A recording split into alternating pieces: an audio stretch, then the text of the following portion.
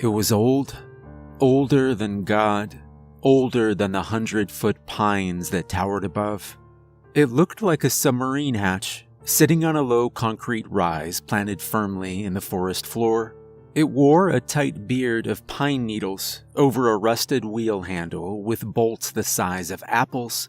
It took both of us to get the handle to turn. Metal groaned in protest, screamed as it shaved away the layer of rust that had welded it shut. Together, we pulled the lid open. It was heavy, heavier than a house. Then, it split back on its hinge with a sigh of stale air. Darkness seemed to spill out of the hatchway, like it had been bottled up for eons and was now ready to infect the world. It looked as though a great metal mouth had opened up in the forest floor, a predator's mouth, starving and ready to feed. We peered down. A service ladder of rebar-like rungs descended the dark concrete bore into the great unknown. Hazy, overcast sunlight fought the darkness and lost, penetrating a meager 5 feet before shadow claimed the hole for its own. Sammy found a rock that looked like a cat's head, negotiated it over the hatch, and dropped it down. It whistled off into darkness. We waited. 2 teenagers in the woods of Washington, listening for a sound that never came, that rock hitting the bottom.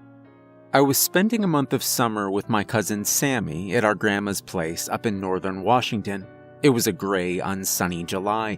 I'd only been there a day, but a kingdom of storm clouds had rolled in off the ocean and pitched camp over our corner of Washington, issuing unto it low, endless drizzle that left the world soggy and awful. But today the clouds had parted, pulling back in a blast of sunlight. With the weather cooperating, me and Sammy's daily dose of mischief had led us out through the trees behind Grandma's house. The woods were a wide primordial riot, not entirely claustrophobic, but dense enough that the massive pines would be warring for root space. We'd followed a thin vein of hiking trail, eventually breaking off on our own in search of someplace suitable. We'd been off the trail for no more than 10 minutes before Sammy called out to me, indicating the closed hatch that would eventually swallow us whole. We brushed away a thin skeleton of branches, a great bed of moss, a tangle of brush, to finally unearth the thing that resembled something city workers in bright orange vests might descend to access a gas main, which was odd because it bore no markings to denote its origin, not even warnings with penal codes to dissuade would-be vandals. It was anonymous and disconcerting, like its lack of designation meant it didn't belong. Like it was an interloper. Sammy had asked me something. I looked up at her. "What is it?" she repeated, curious gaze pinned on the hatch. "I don't know," I told her. "I don't know what it is." I knew it was old. Older than God. Older than the 100-foot pines that towered above. The hatch was open, and Sammy wanted to go down. "Come on, Liam," she groaned. "It'll be fun. We'll poke around, take some shots for our feeds." "I'm not on that shit," I shot back. Social media is the death of rational thought. "True," she grumbled, "but what are we supposed to do? Hang out with Grandma all day and watch Rebel Without a Cause with commercials?" I took a long, pensive drag on the stale Winston, not wanting to admit that I was kind of terrified. Not only was I worried about the hatch lid slamming on us, trapping us in, but the thought of climbing down that shadowy ladder, of disappearing into the Earth's dark, quiet belly, made me want to vomit. Luckily, I didn't have to make excuses. It started to rain. "Shit," Sammy hissed as the first spray of drizzle fell in gray sheets. "Help me close it. Don't want it to flood."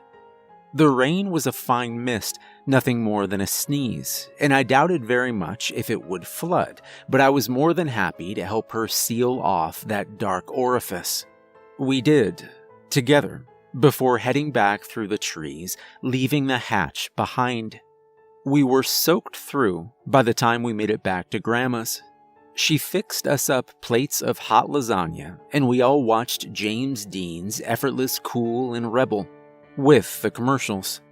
My grandma's house was not unimpressive. It was a 2-story Victorian rising in a collage of faded red and white from a wide lot of crabgrass. The open property hemmed by a wrought iron fence, all of it seemingly weighed down by 100 years of history. It looked like something out of a Tim Burton movie. A Gothic manor surrounded by woods, a lone raft stranded in a sea of trees. I was staying in my dad's old digs, a mess of ancient band posters and records, breezy punk stuff like the Gun Club and the Wipers. Despite all the vinyl, I was plugged into Spotify, and Bowie was wailing Moon Age Daydream when Sammy slipped in, face bright with mischief. "Come on," she said, in an excited, breathy whisper. "Let's go." It was late. Dark and late. I thought she'd gone to bed, but she claimed a spot on the edge of my bed, charged with nervous energy. I lost my headphones and shifted to look at her, her eyes wide and excited. "What? Go?" I screwed my face into a confused knot. "The thing! The hole in the ground!" The mention of the hatch, the mouth, made my skin crawl. "What?" I said. "No way. It's like midnight." "It's atmospheric," she countered. "It's pitch dark out. So, we'll vlog it or something, record it, I don't know. It'll be fun." I groaned, shook my head. "No way." "Then I'll go without you," Sammy huffed. "Into the hole? In the middle of the night?" "Yep, totally alone. So if I get molested by sub-dwelling mutants, it's on you, 'cause you're the older cousin and all." "Don't be an asshole," I said, feeling my cheeks flare up. She smiled, a dimple forming beside her mouth, clearly amused at having manipulated me into a stalemate of mutually assured destruction. I was caught. Either I go with her and keep her in check, or I let her go alone and something might happen. She was 15, only a year younger than me, but impulsive and brash, and it wouldn't surprise me if she got hurt.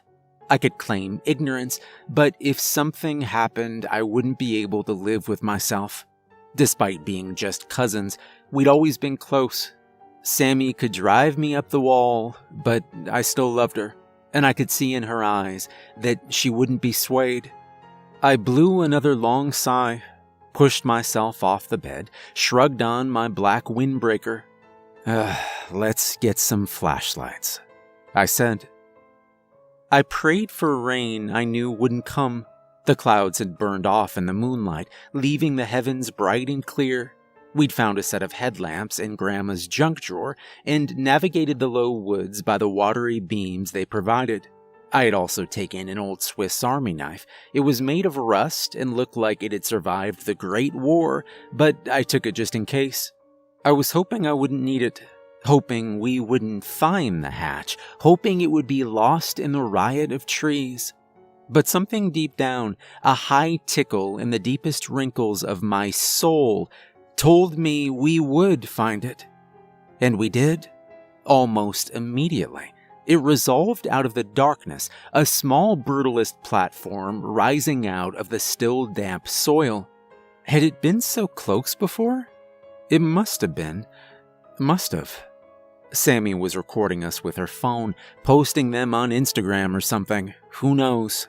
My vision had whittled down to a dizzying pinprick, and all I could hear was the hot rush of blood pounding through my ears. I hoped her tug open the hatch, vaguely heard myself ask if she really wanted to do this.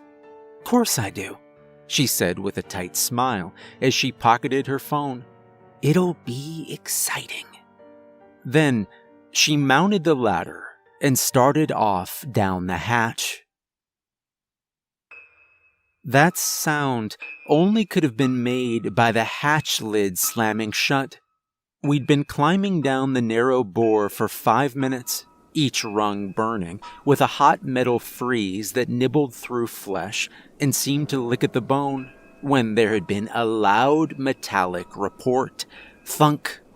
We both froze on the ladder, Sammy just below me, panting like a tired dog.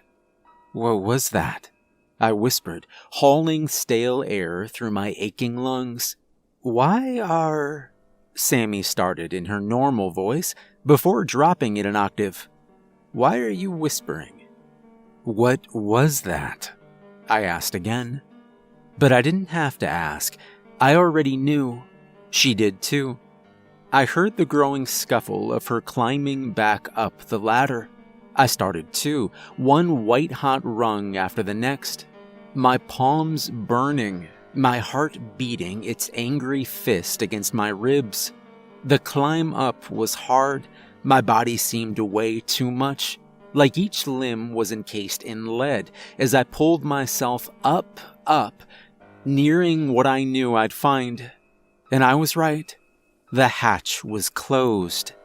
I pounded on it, screamed, knowing that the only ones to hear would be us. I chipped away at it with the army knife to no avail. We tried our phones, first mine then Sammy's, pressing the devices to the lid's rough, rusted skin. No reception. Nothing but the mouth, I thought. No one but us. 2 teenagers trapped in an awful ladder with nowhere to go but down. I don't like this, Sammy croaked. She sounded so young, like a little girl clutching her teddy bear after an especially dreadful nightmare. I didn't like it either. It was wrong. It was so wrong. It was a pyramid of rocks. The climb down the ladder had been impossible. Time fell away, shifting into a dull blur that didn't much matter. All that mattered was finding your footing as you lowered yourself down, rung after rung, step after step. It might have been an hour or 10, but a while later, a long while, we hit a wide concrete room. It was about the size of your average backyard. The ceiling low, unblemished spare the circular opening through which the ladder ran. Shadows shifted and danced in black relief as we played our headlights across the dark space. On the wall opposite the ladder stood a wide, ruined opening. Nothing but darkness beyond it. The massive bank vault-style door that had once filled it sat in a twisted, broken heap nearby, torn free of its hinges by something. That was disturbing. It sent a sudden flood of hot dread filling my guts like boiling water. But what was worse was the pyramid. It stood in the center of the room like a shitty roadside art sculpture, a painstaking pyramid fashioned out of countless rocks. I knew where those stones had come from. Sammy did too. They'd been dropped from the above by people like us. Hundreds of them, thousands, sacrificed to the darkness of the earth. The mouth. I knew because topping the pyramid like a Christmas tree star was the rock Sammy had dropped earlier. The exact same one, no doubt about it, tucked carefully atop the mountain of stones. Placed there by someone. Something. A high trembling sound, like an animal in a snare, filled the room as the reality of the situation hit Sammy. She'd started to cry. She was losing it, unraveling at the seams, sitting on the floor, knees to her chest, rocking and sobbing and apologizing for bringing me down here. We had to move. My whole body was one big screaming ache, and if we let exhaustion ease its warm blanket over our shoulders, we'd never get going. I sawed air through my lungs and boiled it into authority. We have to go, I said. She sniffled. What? Her voice was nasally. She raised a trembling finger to the cracked entryway across the room. "Through there?" I nodded, struck one of the matches I still had from the cigarettes.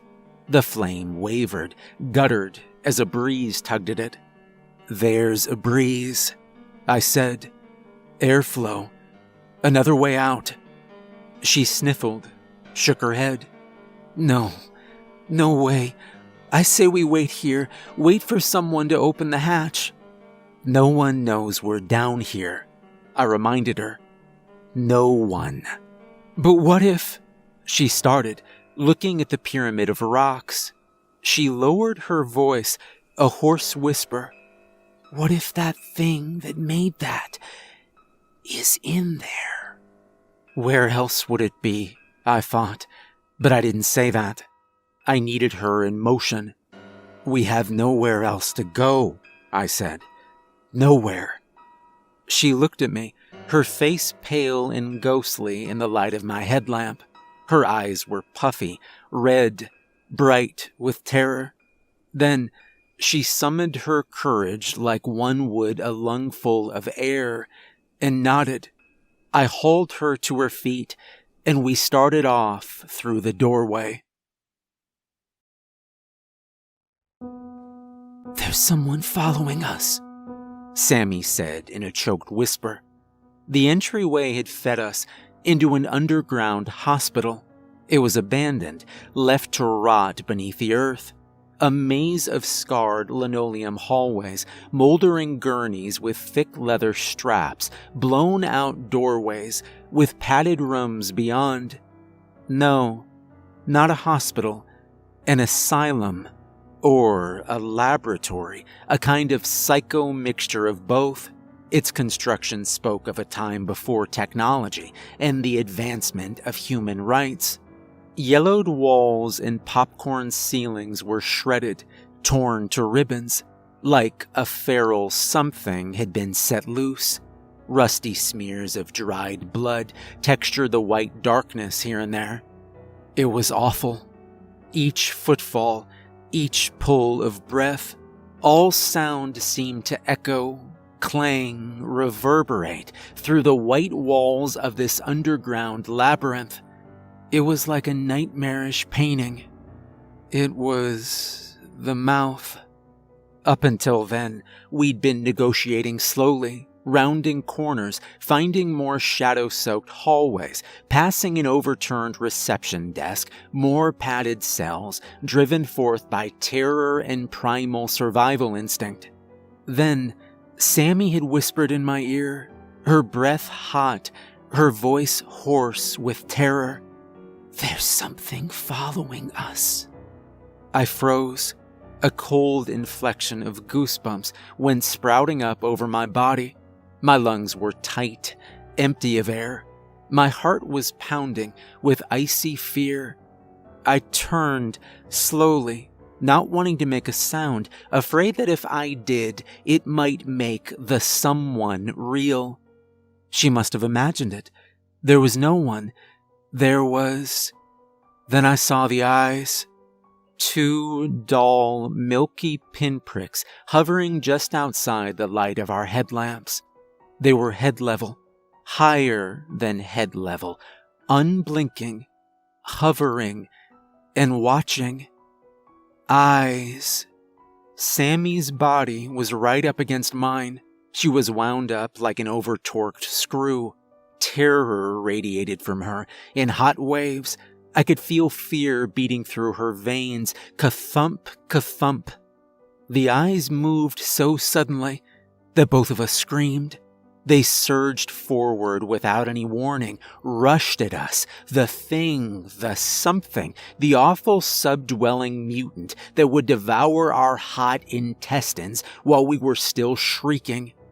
I saw its crooked, emaciated silhouette, lumbering and lurching towards us, a tall, broken thing, its arms stick-like, and so impossibly thin. Those glowing blind eyes set into a narrow, malformed head, as molded and precise as a canine skull.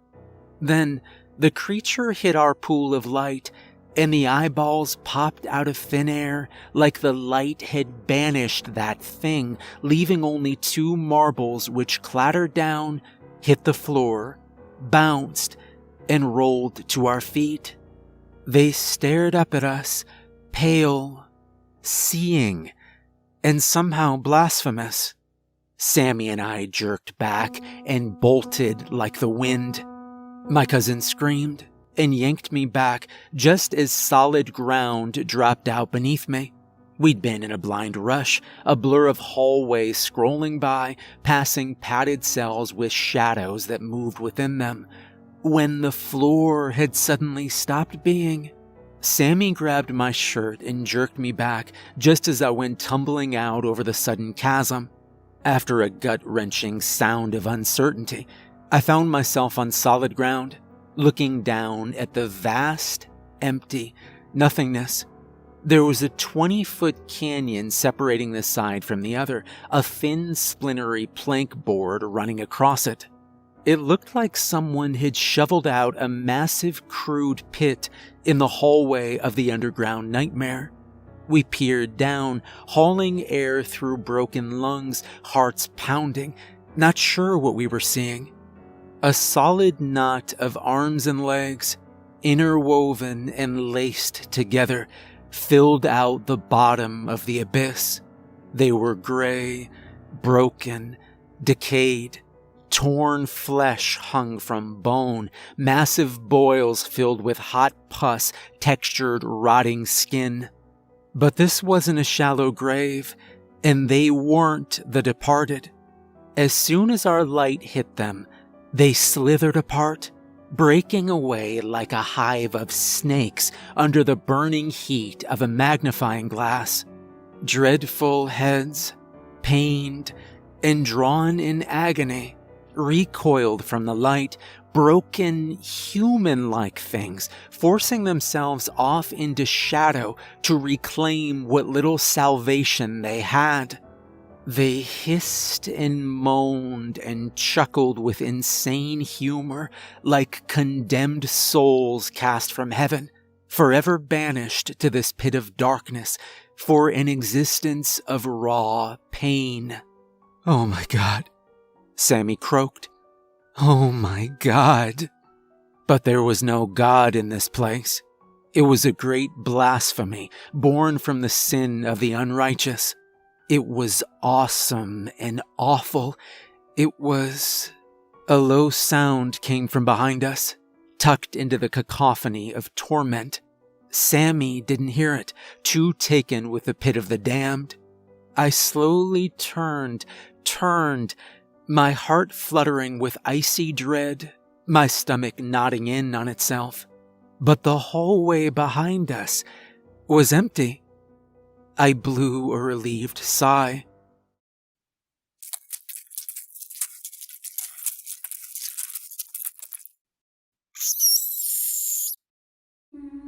The giant meat spider exploded out of the darkness with a throaty screech, a blur of limbs carrying it across the scuffed ceiling. But they weren't limbs. They were human arms and legs. It gasped as it rattled down the wall, hissing and pulsing with hideous life as it joined the floor and surged forward. It bubbled into the light. A nightmarish set of conjoined twins, 2 separate androgynous entities melded together, appendages beginning where others ended, scraps of face in all the wrong places, eyeballs and noses and mouths all scattered about its lumpy, fleshy form. It was a nightmare of terrible industry, and its head, much like a spider's, was bulbous and truly heinous. Patches of hair textured its lumpy scalp above rows of eyeballs and a wide mouth of thick razor teeth. Sammy turned, screamed, and stepped back. It was instinctive, a single misplaced move that sent her out over empty space. She reached out for me, her fingertips skimming my arm as she issued a surprised noise. Then she was gone, plummeting into the sea of souls swallowed by the mass of forgotten bodies. I heard her shriek, heard her wail in bright agony as those things tore her limb from limb, picking her apart like a mean kid with a stunned fly. Then I looked up, and a fleshy mass of teeth and eyes and hatred was atop me. The meat spider tore me down into darkness. I awoke in a biblical spiderweb to the reek of death. It was a dark, sticky place, hot with the stench of dead things.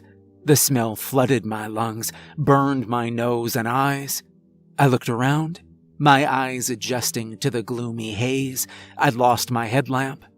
Fibrous white nets resolved out of the darkness, stretching to and fro like an entropic masterpiece, all of it seemingly random and oddly beautiful in its precision. An incredible tapestry of psycho nature. Massive cocooned lumps textured the space, scattered throughout the nest like sleeping beauties. They were prey. And so was I. I couldn't move. I was melded to a wall of webbing by a spray of fiber, not entirely cocooned, but imprisoned in a straitjacket of dreadful string. I tried to scream, but my mouth was gagged with a shred of webbing. I issued a low, muffled shriek, the sound of despair. Then the entire formation began to tremble with a low vibration. I heard a tight hiss, saw a dark shape skitter by.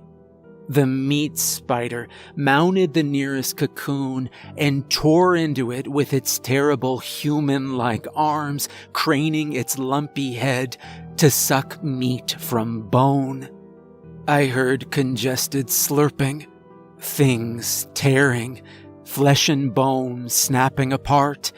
It was feeding, and it would come for me next. I slowly began to struggle, trying to work some slack into my binds, but they held firm. I felt something in my back pocket. I patted it desperately. The Swiss Army knife. I worked it out, popped the blade as the noise of feeding slowed, as the awful meat spider shredded its fill from one of its victims. I eased the rusty blade through the webbing and began to saw. It was like cutting through canvas. The web behind me instantly began to slacken, splitting apart, losing its tension as... Oh God. Oh no. The meat spider lunged, drenched in still hot blood, moving with that deliberate speed afforded only to creepy crawlies. It was coming for me, arms and legs pumping, its misshapen form throbbing with terrible heat. I worked the Swiss Army knife harder, faster, hacking away blindly, hatcheting apart the web holding me captive. And I could smell it. Oh God, the reek of ancient rot, of things dead and decayed, and hate. And it was here. Oh God, it was here. The meat spider lunged. For a terrifying instant, all I saw were eyes and teeth. There was a horrible intelligence in those eyes, an awful cunning that reminded me so much of the dead-eyed stare of serial killers in court. Then the web split beneath me, and I fell. I was tumbling down, plummeting like a stone, the ground black and solid and rushing towards me. It slammed into me like a freight train, and I crumpled like a bird. It wasn't solid ground. It was an angry rush of water, A river tumbled and heaved through a rocky canyon. The rapids frothed like a rabid dog, whipping me around like a rag doll in the hands of a brat. I snapped this way and that, barking my arms and legs and brain off lips of rock that seemed to bite out at me. Water that reeked of rotten gasoline and the thousands of dead things it had washed away flooded my mouth, filled my lungs. I choked and fought and tumbled downstream until blackness expanded. I awoke in a drain pipe to the first light of dawn.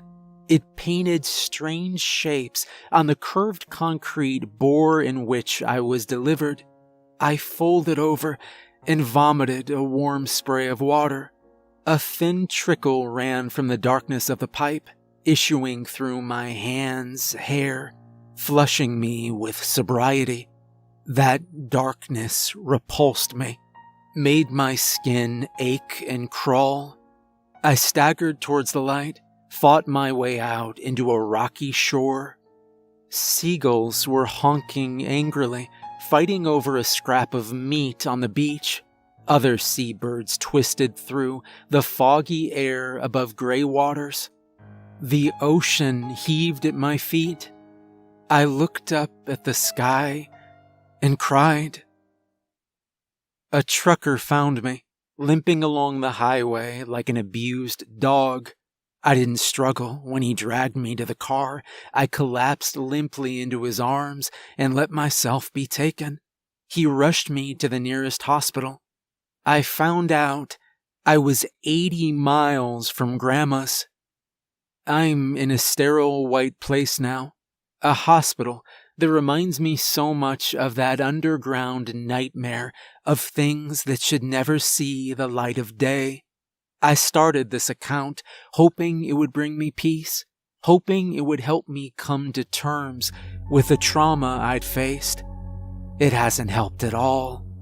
The police are still looking for that hatch and for Sammy's body. It's been 2 days and they've found neither. I was hoping normality would return, would burn away the nightmares that have haunted me since I've been back. But it hasn't. When I shut my eyes, I see things I'd seen out of the corner of my eyes in those padded rooms. Unspeakable horrors that belong not in this world, but in a place far beyond it. God save them. It's an empty platitude, but it's all I can offer. God save them.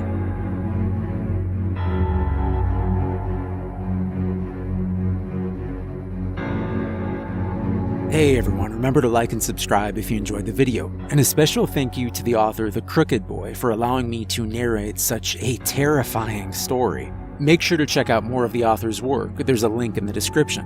If you'd like to support me further, there's a link to my Patreon in the description, and remember, if you find a hatch in the middle of the woods, for the love of God, don't open it.